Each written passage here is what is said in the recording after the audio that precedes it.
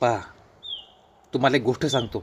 काल मी गेलो होतो अमरावतीहून यायले मला माहीत आहे काय, 3 घंटे लागले. 3 घंटे यायले. काहून लागले असं? तुम्ही वापस येताना पूर्ण रस्त्यानं पूर्ण हायवेनं पाहत पाहत चाललो. का एखादी 1 लाखाची गड्डी सापडत, 50,000 सापडत, काही ना काही सापडत. मले चाललो रस्त्यानं पाहत पाहत पाहत पाहत पेट्रोल जायत. काय साला ह्या गुगल पेनं फोन पेनं असा वांदा करून टाकला ना.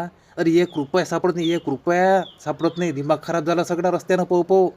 एवढं पहिलेच तर माणूस कडकीत आहे, त्याच्यात 1 रुपया सापडत नाही. राजे काय त्या रस्त्यानं हायवे जाऊन फायदा आहे काय सगळं.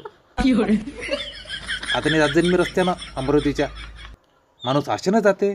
सापडून आपल्याला 50,000 10,000 तर सापडून कमीत कमी आपलं काम तर भागन. अरे 1 रुपया सापडत नाही माणसाले.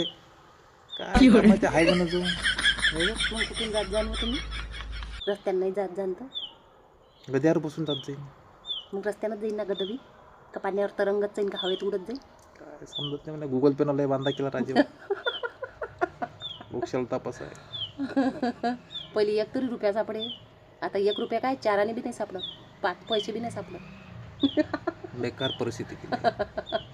लय बेकार परिस्थिती आली. याच्या समोर अजून काय काय होते. देवा, ह्या सरकारले दिमाग कोणच दिला, गुगल पेचा फोन पेचा दिमाग कोणच दिला समजत नाही. एवढा दिमागाला द्यायला पाहिजे होता.